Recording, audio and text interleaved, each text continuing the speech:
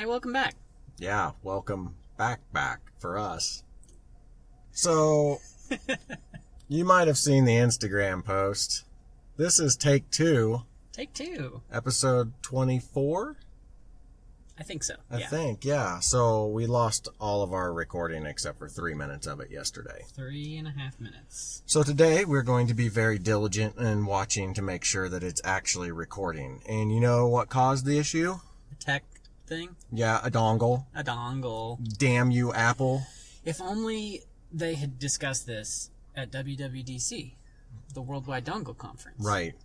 Yeah. We would have known that the dongle was going to be a problem. Yeah. So you know that little lightning port to headphone jack dongle? That's what failed. Yeah, an $8 part cost us another hour of recording. But on the bright note, we get to talk about everything again. Yay! So I'm sure it will be just as good, if not even better, than yesterday. Yeah. I hope. Right? By better, I mean, I hope it records. Right? It's got to be better than nothing. Exactly.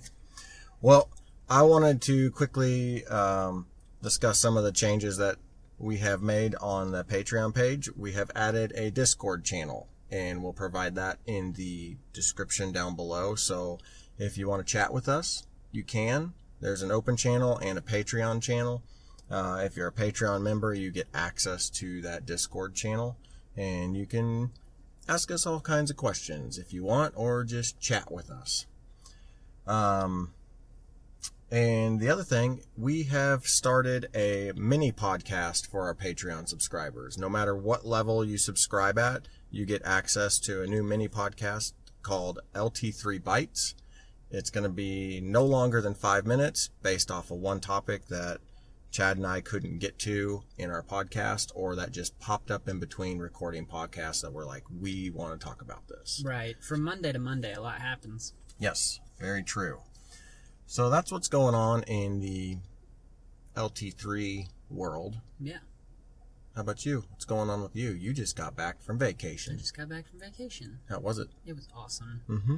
I texted you, I think Thursday night. We were going to leave on Friday sometime.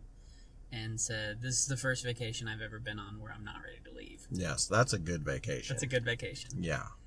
Unfortunately, you have to come back to the real world. Yeah. And not sit on a beach. I wish the real world would just stop hassling me. Matchbox 20? They will when you get enough money to retire. Oh. Yeah, see, that's how it works. Then you can go to the beach and not back to your cubicle. That's true. Yeah. That's true. One day. One day. Yeah. It seems so far off still. I know. It does, but it'll be here before we know it. That's true. That's what people say when they go to retire. I know. It went by so quick. Yeah. Yeah. Isn't that... I've been here 10 years. Full time. And does it feel like it? No. See? It is weird. Time flies when you're having fun. Yeah. Time flies, period. Yeah. You just got back from vacation, too. I did. I went to the beach also. A different beach. Yeah. I went to South Carolina. Myrtle Beach. Myrtle Turtle. Myrtle the Turtle. Didn't see Myrtle the Turtle there. No. Yeah, I went to Gulf Shores, Alabama. Mm-hmm. A little bit closer, I think. About 600 and some miles. By probably about 6 hours. Nice. Yeah. It was a long way. Yeah. A long drive. It made sense because you guys broke it up. Both ways? Yeah, we broke it up going there. We stopped at Gatlinburg, Tennessee, which was very pretty. Branson-ish, but pretty. And then on the way back, we drove all the way to Memphis. Oh, okay. Yeah. Yeah. Yeah, That's some Memphis BBQ? Yeah, we like Rendezvous, and I made a post out there that said I drove 12 hours to get these ribs. And Rendezvous actually liked... Did they really? My post, yeah. I was like, oh, that's cool. It's always fun when you see the organization that you go to actually like your stuff. Yeah. So. But yeah, it was a good vacation, a good break. Great break. We had 2 weeks off from recording. Yep. Which made for a hectic week before. Yes, it did. But doable. Yeah, I think it was worth it. Kind of rejuvenated us, prepared us for losing our recording the first day back. Yeah. Right? Could you imagine if this would have happened on the week that we recorded 3 in a row? No. Yeah, we won't talk about that. We won't talk So anyways. Yeah, so what do you have on the agenda for today? I wanted to talk about the new Zwift expansion. Okay. On the old Zwifty Zwift. Sorry for blowing you off. Oh, yeah, no. Chad was supposed to ride with me on Zwift, and he was super sleepy because he drove through the night with twins in the car. Yeah. Which means the twins slept, but you didn't. Correct. And then the next morning when we pulled into the driveway at 7 and they got up normal for their day. They're like, let's go. It was rough. Yeah, well. Saturday was rough. Sunday was fine. Yeah. But I was not looking to get up at 8 a.m. on Sunday and ride a bike for an hour. Yeah, I don't blame you. When you told me that you were going to ride with me, I was like, he's probably going to be pretty sleepy. I wonder if he's going to make it. And then I told you 8 a.m. and you responded back with like... Probably not. Probably not. I was like, yeah, that seems about right. There's that Chad guy committing and blowing me off again. Whatever. Dude, you drove and through the middle of the night. Yeah, it was rough. Yeah. It was rough. I couldn't do that if I didn't have kids. My wife told me, she goes, you're like... My wife loves baseball. Yeah. She goes, you're like the starting pitcher. Mm-hmm. Like, you start off strong, you drive 400 or 500 miles, but the reliever gets paid a lot of money for a reason. She stepped in when the game was on the line. Yeah, yeah. And she drove us the rest of the way there home. There you go. Nice. Hey, Mike, do you know who I ran into at the condo? I have no idea. I met a bunch of chess enthusiasts in the reception area of my condo going on about how good they are. Do you know what they were? Chess players? They were chestnuts boasting in an open foyer.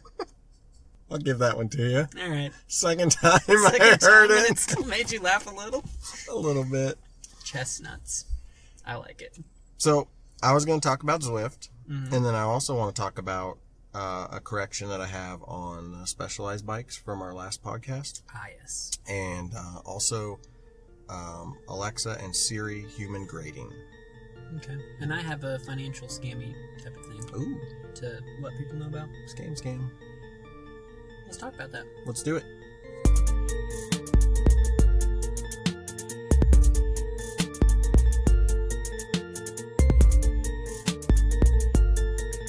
So yeah, Zwift came out with an expansion. Yeah. Yeah, and I think they made it just for me.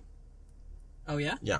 It has I saw your little post about that. Yeah, it has everything that I love. Big trees and dinosaurs.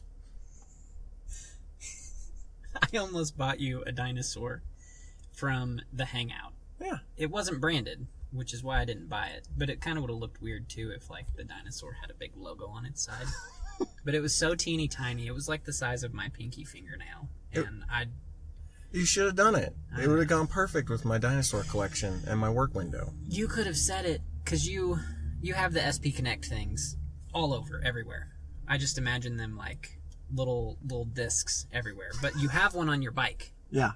And because you put your phone on there. Right. Like you could have set your dinosaur on your phone. Yeah. When you were riding with the dinosaurs. There you go. And you would have felt more, it would have been like 3D. It would have been immersive, virtual reality. There's a dinosaur on my phone. I can literally smash it with my thumb. Well, I appreciate you thinking of me. But you should have got me a dinosaur. I should have gotten you the dinosaur. But no, they came out with this expansion, and it's to kind of mimic some national park stuff. So it's got some sequoias in it. It's got some geysers in it. And they went ahead, because it's Zwift Watopia, their main world, which is completely make-believe. They threw in some dinosaurs. Why not? Why not? Hey, have you been to any of those out west national parks? Have you been to... No. And I keep telling my wife, I really want to go. I do too. Yeah. So Laura and I went to Vegas and Salt Lake City, it was a long time ago, whenever it was. Mm-hmm. And when I was mapping out the route, I was like, hey, we'll just pop over and see the redwoods. Yeah.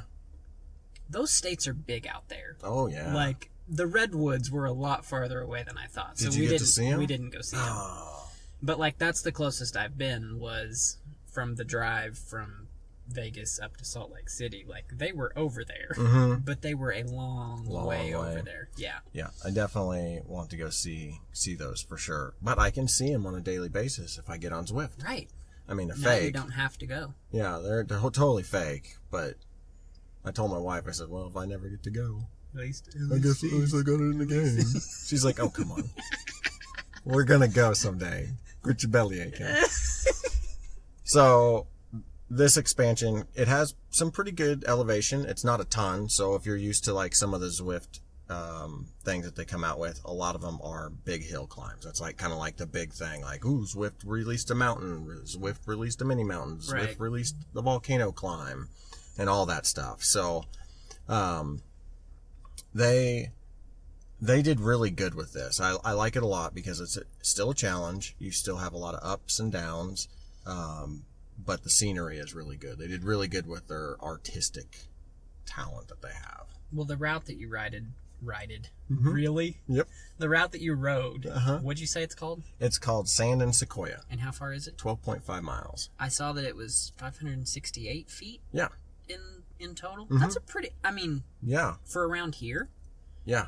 That'd be pretty good elevation for that distance. Definitely. For us. Yeah, I really enjoyed it. I mean, they came out with 5 new routes because that's what they do. When they come out with a new section, they make routes that are pre-designed for you to ride. Right. So they start at the Sand and Sequoias, which is 12.5 miles. They go to the Squatch Quest, which I think that might be... Quatch Quest, not Squatch. Yeah, Quatch Quest. Which, I don't know what a quatch is. I'm assuming it's a Sasquatch. It's gotta be. But that's 28.7 miles. That one is the one that climbs up, I think, both big mountains and goes through the sequoias. Myrtle and the Mountain is the next one, and it's 21.4 miles. Dust in the Wind, 33.9 miles, and Bigfoot Hills, which is 41.9 miles. So that's Bigfoot Hills? Yeah, Bigfoot Hills. So see, it is a Sasquatch. That's what I'm thinking, but I don't know why they called it Quatch Quest. Because of the Q's. Yeah, maybe. I mean, I wonder... I mean, just because we call them Squatches doesn't mean that everyone else calls them Squatches. Yeah, maybe somebody else calls them a Quatch. Yeah. I don't know. It seems kind of silly. Weird. But anyways, no, this expansion, I really, really liked it. It's actually my favorite expansion that Zwift has made. And I really like Watopia in that now that you can basically select your world and Watopia is always open, this Sand and Sequoias is probably going to be one of my favorite routes if I want to get a ride in that's under an hour long. Yeah. So, and then if I want to do one that's probably about an hour, I can pick another one of these routes. But a lot of these have additional pretty large climbs. The nice part about the Sand and Sequoia one is that you go through the desert, so you got a lot of flat at the beginning to warm up, and then you hit the sequoias where you're climbing. So you're warm, you're about 6 miles in whenever you get to the hills. You know what else is nice? Just talking virtual worlds and stuff. I think you and I have talked about this before, but like when you climb the Alp, there's a point where it's snowy. Mm-hmm. I'm not cold. No. You can ride through a desert and it's not 120 degrees. Exactly. That's nice too. Yeah, it is nice. But that's all I had on the Zwift update. I'm really happy with it. I did want to correct myself on the Specialized podcast that we had last week, where we talked about the Creo, the e-bike that Specialized just came out with. Yeah. So you had found that... Yeah. I put it in the notes. Yes, but you for put it in anyone who notes. doesn't check the notes. Yeah. That the starting price isn't $13,000 like I had thought. Right. But there's also something else that's kind of gone on. The Founders Edition that we talked about and we know was out there. I saw reviews for it. Yeah, it's no longer available. Beautiful. Was beautiful. Yeah. Could have been beautiful. Maybe. I don't know what verb to use because I don't know if it exists or not. I don't either. So the $17,000 model is not on their website anymore as of today, which today is the 6th of August, 2019. So maybe it's going to come back. Maybe they sold out. Maybe it was just a limited run. Maybe it wasn't really a thing. I don't know. But the good news is they have two $9,000 models and a $13,500 model. The two $9,000 models are named the same except for Evo, which is the ladies specific version. Geometry, yeah. Yep. So the names for both of them are Turbo Creo SL Expert. The men's doesn't have anything at the end. The women's version has the EVO at the end. Yeah. So you know that geometry is designed for a lady specifically. But then the $13,500 one is an S-Works Turbo Creo SL. So the SL is really what we were talking about before. Well, and the S-Works across all of their bikes is the top of the line. Yes. So I guess I didn't see the Expert is what I didn't see. Yeah, I feel like maybe when you looked, it was like pre-order stuff, and then they decided like maybe they weren't getting very many. I don't know, but the prices were definitely different when I went to do the Footnotes. Maybe it was like a media test. Maybe. See how shocked people could be to get people to look on their site, and then they were like, you know what, we need to have this Expert model come out sooner than later. Sure. So, but yeah, that's the corrections on that. But yeah, and like we said before, like even the Expert level, I say it like it's this cheap, right? Whatever, but it's all Di2 stuff. Yeah, like it's all electronic shifting. It's a disc super brakes. nice like bike. It's a really nice bike. Yeah, and it has a motor on it that'll let you go 28 miles an hour. And I'll add this: I watched a video review from Rob Rides EBikes. He reviewed this. He usually does mountain bike stuff, but he has kind of an in with a Specialized bike dealership, and they brought him in and they showed him everything about it. Every single component on that bike, including the motor, Specialized specifically made for that bike. So they designed this motor independently of all these other motor manufacturers to be on that bike. That's why it looks so good. It looks so tucked in and yeah. And now Bosch has come out with a new motor this year for 2020 that is Bosch is who Trek uses, which is going to be a lot smaller. I think they said it's 50% smaller than their other ones. So they're starting to get half smaller. as big. Okay, yeah. But I thought that was interesting that Specialized actually custom made all of the components for the e-bike. Yeah. So, but you had a story for us. Yes, I do. I want to add a little thing. Okay. I saw this last night.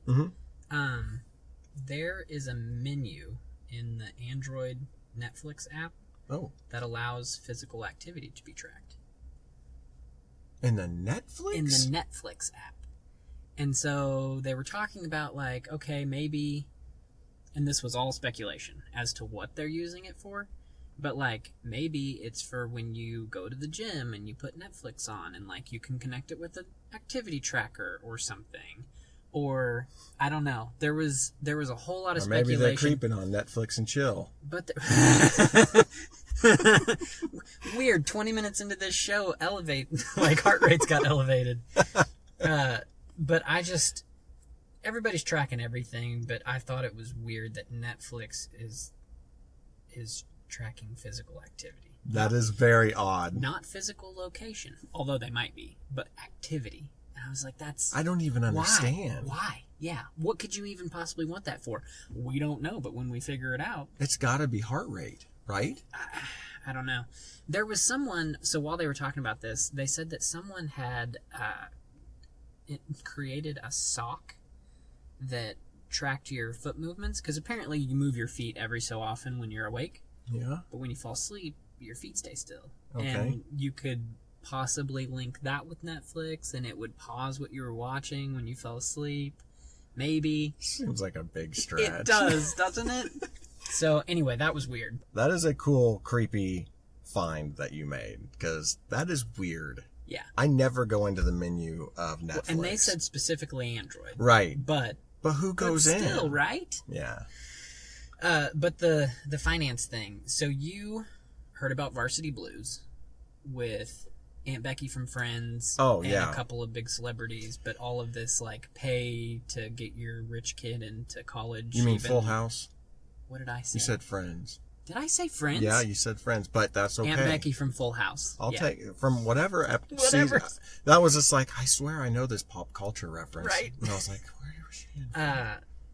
But it was kind of Ivy League and prestigious schools and rich kids who didn't decide to apply themselves in college that now need to get in, or in high school that now need to get into college. And so mom and dad want to pay. And rather than just, like, people have been doing that for years. But I guess you have to be richer and you have to, like, buy a whole building and name it after yourself, and then your kid gets in. So true. Yeah, it's called a donation. It's called a donation, yeah. But if you do it in a bribery sort of way, you can go to jail, apparently.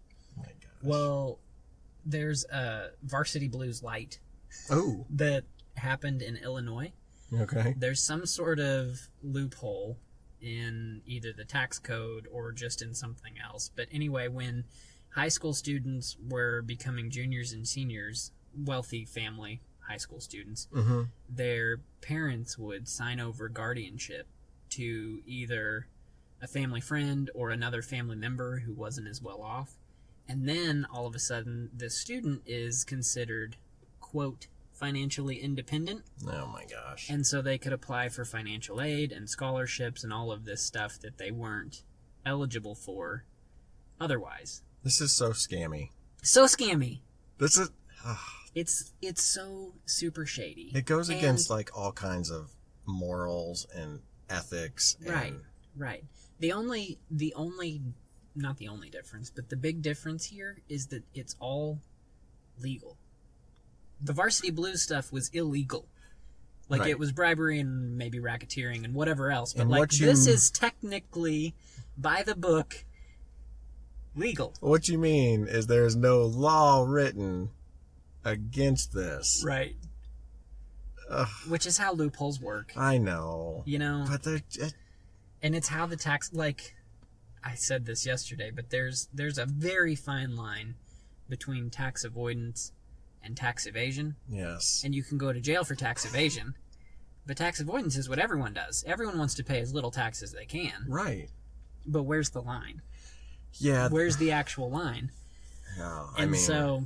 Some people that we know personally would be like, it was not written down that I could not do this. Right. So if it needs to be written down because I can't do this, then you should write it down. You should write it down.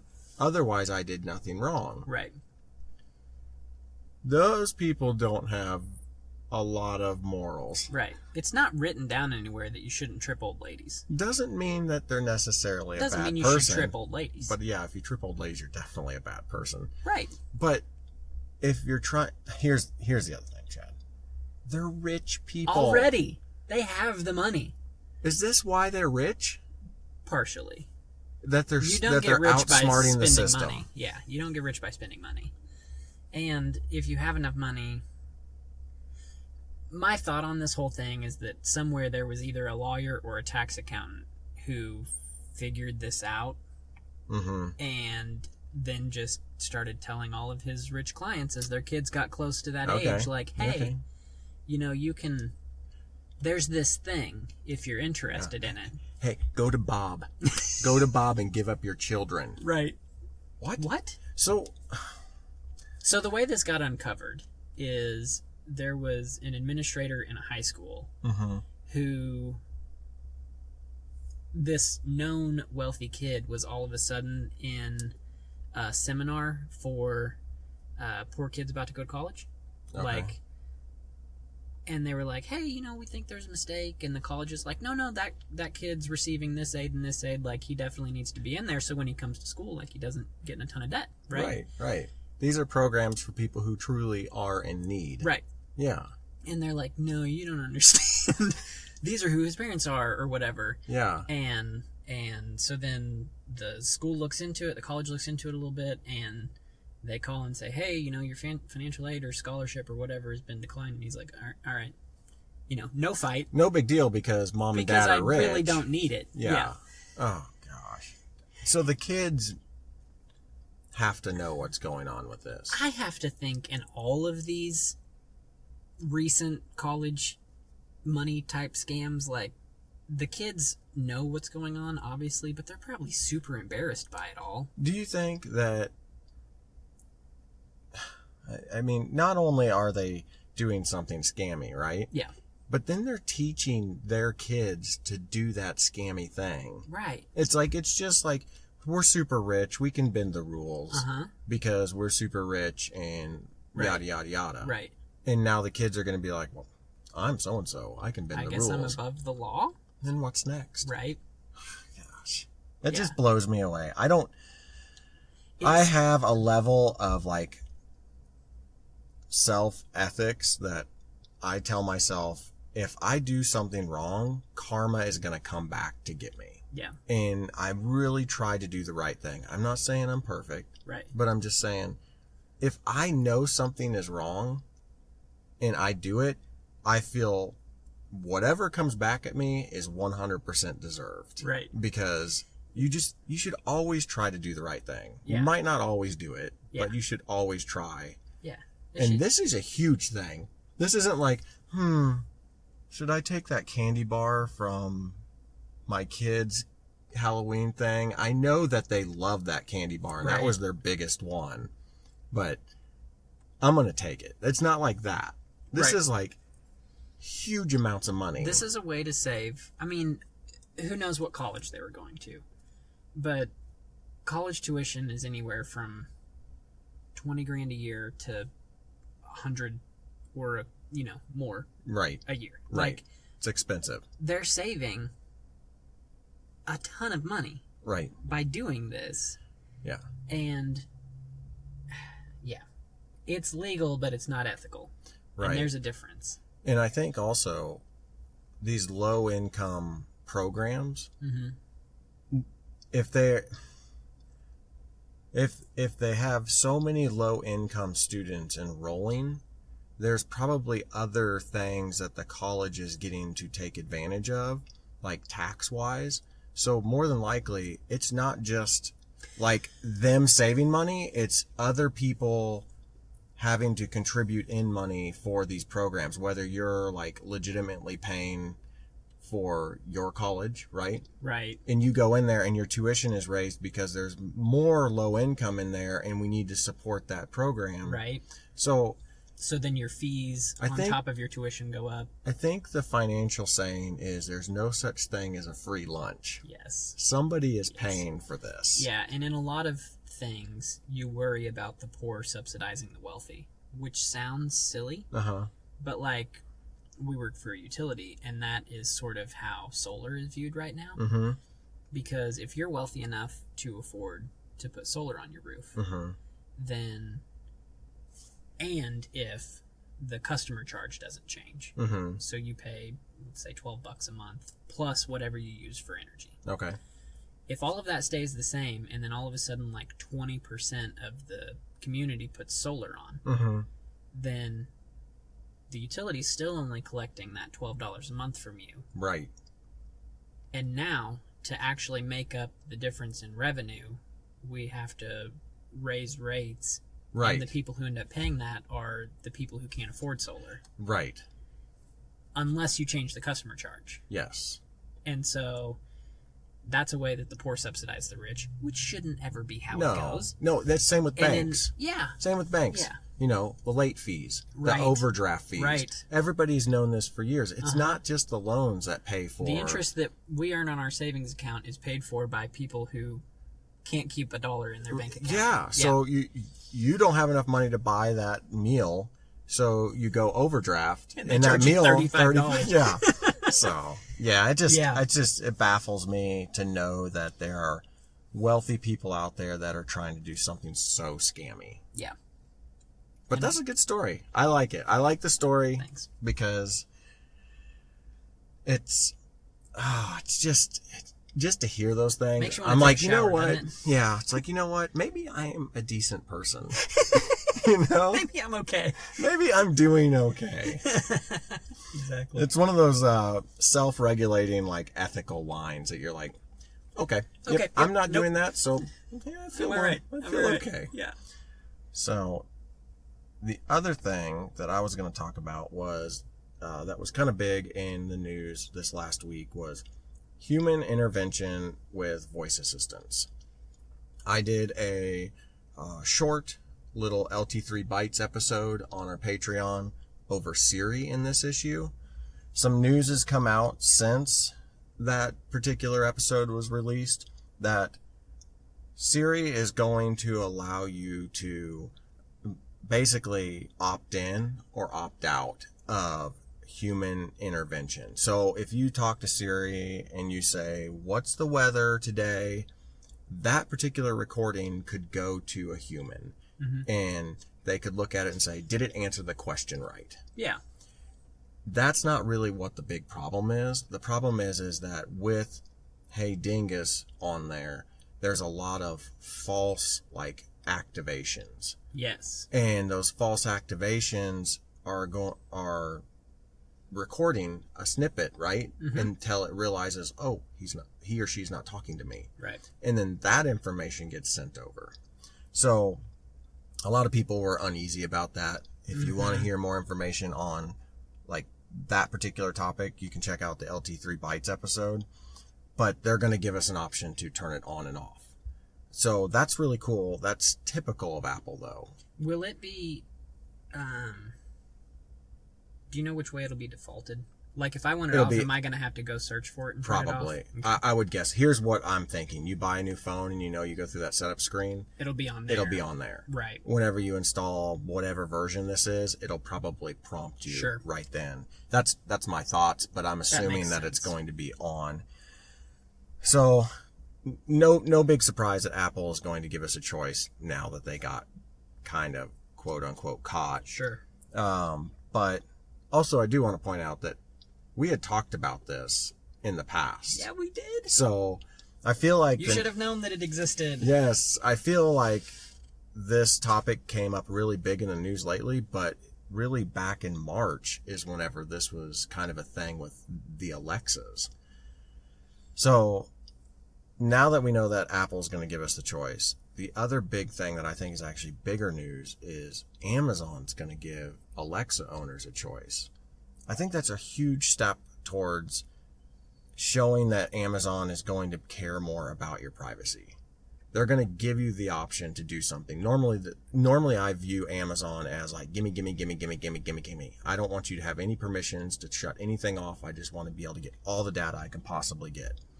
And now they're going to give us the option. So I think they're leaning in the direction of caring more about the customer's data, or maybe it's just covering their own ass. I don't know. Or cynical alternate view. Oh. If you don't have to have as many people listening to as many recordings, then you can let some people go and they save money. Oh, that's a true story. And they could have the technology so far advanced that they don't need a human to listen to it. Maybe robots do it anyway. Maybe Alexa listens to herself and she's like, man, I was wrong. Oh, snap. Wouldn't it be creepy if she figured out that she was wrong 3 days later through some algorithms and it was like, hey, Chad, just randomly. Yeah. Hi, are you there? Because you asked me a question the other day and I told you the wrong answer. Is this answer correct? Oh, what if it happened in the middle of the night? Oh, God. Hey, Chad, wake up. Wake up. I've got an answer for you. I know you're asleep because your watch tells me so. And you're snoring and I'm listening to you. Creepy. I don't have an Alexa in my house yet. You don't? I thought you did. I don't. Oh. I still don't. I've got too many. The only thing that listens to me, and only sometimes, is my phone. Yeah. But, yeah. My kids definitely don't listen to me. Aww. They're not old enough yet. Actually, they kind of do. I go, hey, Bob, or hey, sis, no. And they kind of look at me and they stop doing what they're doing. And they go, let me find that for you on the web.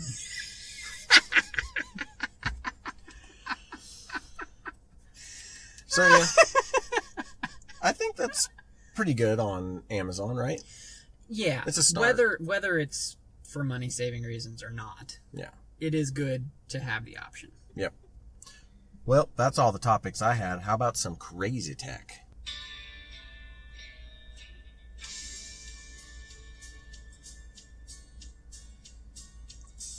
She can handle any true crime cast, news of the day, or a comedy fest, big productions or some knockoff, but crazy tech makes her clothes fall off. Yeehaw! Yeehaw! Hands down, the best song you have done. I'm telling you, I think your voice was probably made for country music. Well, I do have a little twang. Yeah, it's good. It's good. That was my favorite one. Yeah, that's Joe Nichols. Tequila makes her clothes fall off, which makes a little more sense. Well, so does Crazy Tech, apparently. It's good to know. It is good to know. So, do you want to go first? Sure, I'll go first. All right. So I mentioned on another podcast that I was listening to Sleepwalkers. Oh, yeah. Which was about, like, AI and how we're already incorporating it and how we might incorporate it in the future. Mm-hmm. But recently, on a different podcast, I can't remember which one it was, but they mentioned Sleepwalkers, and then basically like I'm doing, to kind of give a little backstory, and then went into this other thing that they learned about. Oh, okay. And so one of the ways that people always judge AI is like, well, how well does it play chess? Oh, yeah. Because only super smart people can play chess, right? That's what I understand. And so there's also been a documentary on Go, which is the Korean game. Yeah. Did you watch that one? I think I did. Yeah, I watched one of them where they mentioned Go. Yeah. Yeah. But, like, so with chess, they've always, I didn't know this, but they've always taught the game, or taught the AI the rules, and then also, like, taught it strategy. Oh, okay. And then let it play itself and machine learn, and then it beats everybody. Yeah. But this most recent time, they only taught it the rules, didn't give it any direction on how to go or anything like that. Oh, really? Let it play itself, and it's the best chess-playing AI that's ever been created. That's crazy. Because we didn't limit it by human idea. I gotcha. So it actually figured out the best way to play chess. Yep, we're all losing our jobs.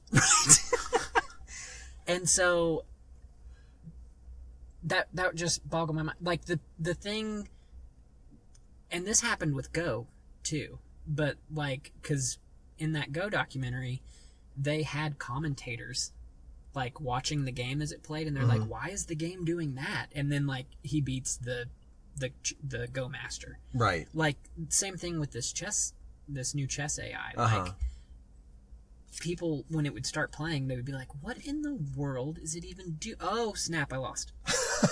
Basically. Yeah, like, wow, that happened quick. Wow, that was okay. What a weird move. Why this guy doesn't know what he's doing. Oh, never mind. And I'm done. Yeah. So, with machine learning, like, if you let the machine do whatever it wants, like, it will adapt and find the best ways. Well, I have kind of a funny off story of that. So, with AI self-driving cars, you know how when you're sitting in a stoplight and like people kind of inch up? Oh, yeah. And they inch up a little more. Yeah, and then finally the light turns green and everyone goes. Right. There are some AI cars that are starting to inch up at stoplights. What? Why? Because everyone else does. It's what they've learned. We've taught them wrong. There must be a reason. Yeah. So, if we're not careful, if we don't switch over to self-driving cars soon enough, they're going to learn all of our bad habits. Like cutting people and off. And do the stupid shit that brake we do. checking. Yes. Yes. This self-driving car just brake checked me. I'm so angry. It's like the cars just get mad at each other and start like chasing each other. People are like, oh God, why didn't they install a steering wheel in this car? This car is mad at this My other car has road rage, and now I'm behind this other guy. I don't know who he is. I don't know what he did. I wasn't paying attention. It's going to flip up the windshield wiper as a middle finger. Yeah. But along those lines, so I was trying to actually research this and find it, and I couldn't find anything about it. So I heard about it on this podcast, but I don't know if it's right or not. But what I did find is in like a Manhattan type scenario where it's just traffic all the time and you can't expand the road because there's buildings there and there's all these stoplights and everything. They were finding that an extra 7 cars could get through a green light if they were all self-driving. Oh my gosh, that's a lot of cars. Yeah. And that's an just extra one light. 7? Imagine if you did that all day long at that light. Right? You'd have hundreds of thousands of cars. But it's because if all of the cars know at the exact same time that the light turned green, yes, they can all go. Because there's always that moment that you're sitting at the light and there's like effect. 5 of them. And it's like, why isn't the dude in number 3 spot going? Right. And you're like, oh, because he's looking at his phone, listening to Lunchtime Or Tech it's Talk. just, or it's just like, you just have that natural accordion effect of like, okay, they went, now I can go. Yeah. Versus like the light turned green, now I can go. Right. And that's going to be wild when they sync all those up. Right. Like, oh, light screen, oh, we're going. Oh, we're going. But we're 15 cars back. We're 15 back. We shouldn't be going yet. Yeah. I hate on my drive home at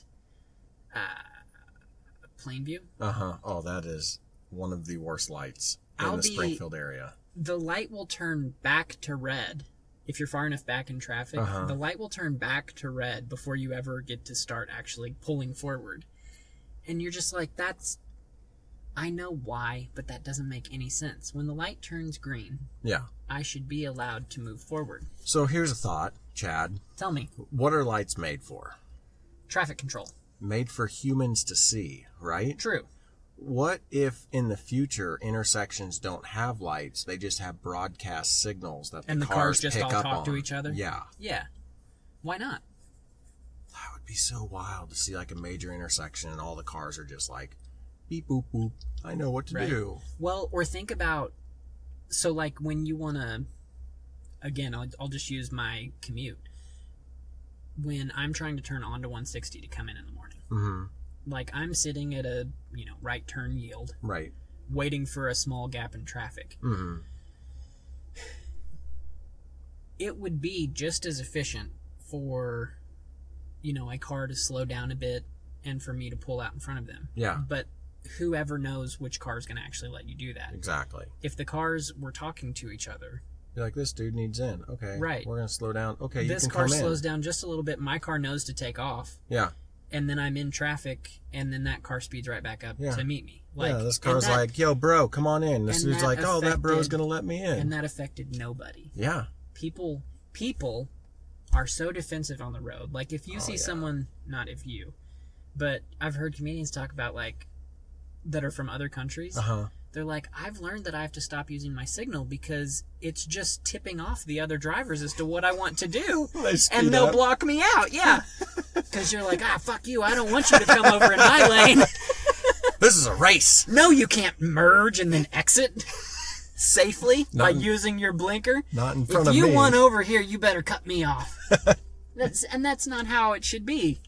It's so true. Yeah. It is so true. So self-driving cars would make the road more selfless. Yeah. And better. Yeah. I'm all for them. I'm excited.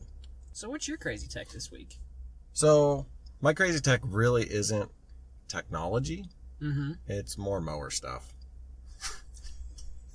I know. Super pumped, right? But mowing's tech.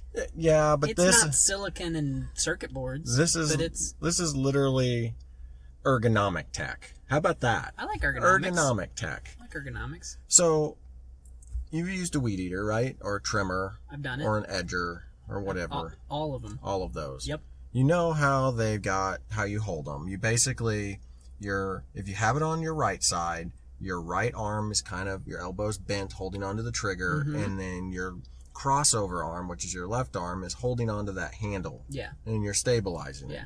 I typically, I'll bring the whole thing over in front of me. Yeah. But then, I end up, you kind of, with my spine twisted to the left. Yeah, you're kind of hunched or twisted. It's not great. Yeah, I don't know why trimmer manufacturers. Did you buy one of those straps? No. Okay. I didn't. I bought this thing called a Darwin grip. And Darwin, like the scientist. Yeah. Evolution. Yeah, exactly. Yeah. And basically, so this is the next evolution of trimmer. Weed eater. Yes, there you go. All right. Maybe that's what they were going for. Maybe it is what makes sense. Yeah. So basically, all this is it's an extra handle that attaches very low on the trimmer. Okay. But extends out from the trimmer about probably 4 or 5 inches, and then kind of curves up to you, and then back over, not touching the trimmer, but with a bike grip, like a handlebar grip. So if you envision, there's a handle that's attached pretty low on the trimmer, and then it comes almost all the way back up to where the handle is on the trimmer, but it sits higher. So instead of me having to reach down to the handle, yes, I have a handle coming up to me. Yes. So what that does is it changes your arms from your right arm is now straight with the trimmer hanging nice and down low, letting your right arm relax. And then your left arm, the crossover arm, is just kind of like if you were to go, cheerio. Cheerio, little chap. Cheerio. It's kind of like where you swing your arm like that. It's the one holding the handle. So you can stand up straight and the trimmer head will touch the ground. And the heavy part, which is the motor that's in your right hand, gets to hang free instead of you scrunching up. Because my right shoulder on my back always ends up hurting from keeping it up in the air. Yep.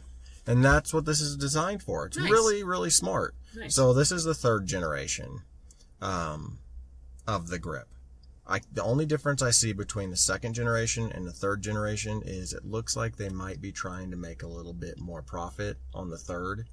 Because the grip is the same, but the device that actually attaches to the Darwin grip and then to your trimmer is just a bicycle stem.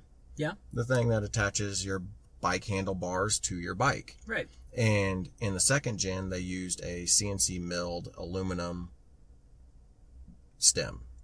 In this one, they used some sort of cast. I don't know if it's iron or what it is, but when I went to go install it and adjust it and tighten it down, cast is cheaper than milled, yeah. It just snapped. Oh no! And I'm like, ooh, this is not something I would want on my bike because if you crashed, this thing would break instantly.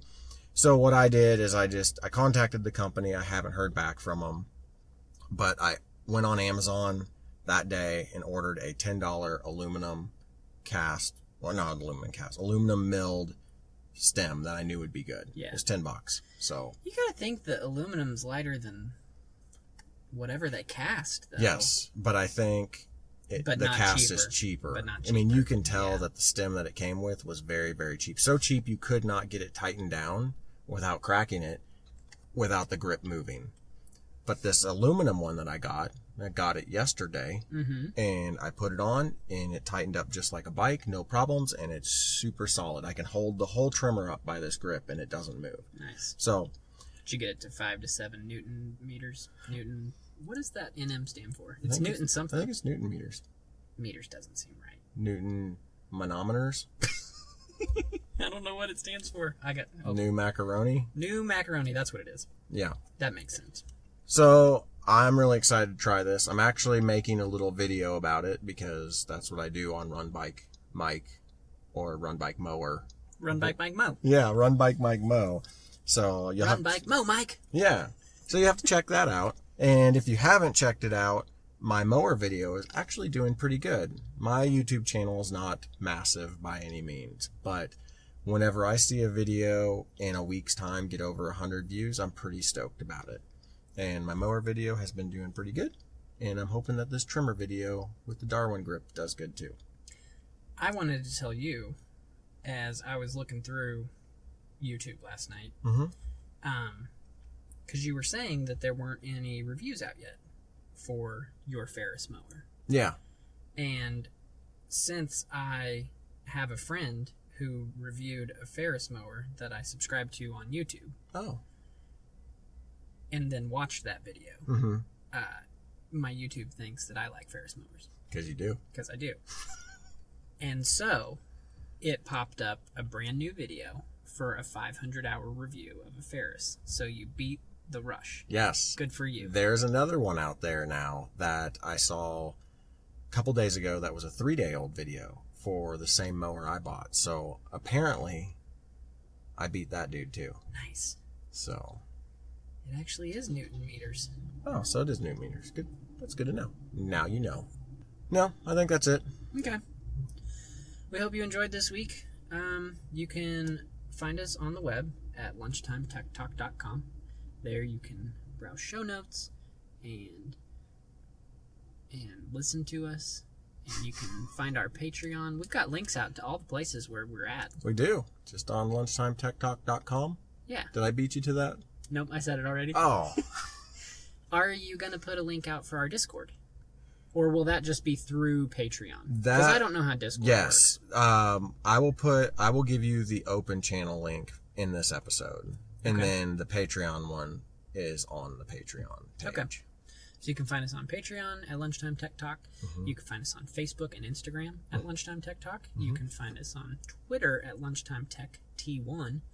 You can find me everywhere at MSU Mac. That's MSUMACC. Mike, where you at? I'm on Twitter at run_bike_Mike. I'm also on Instagram, YouTube, and Zwift at RunBikeMike. So check me out. Check him out. Yo.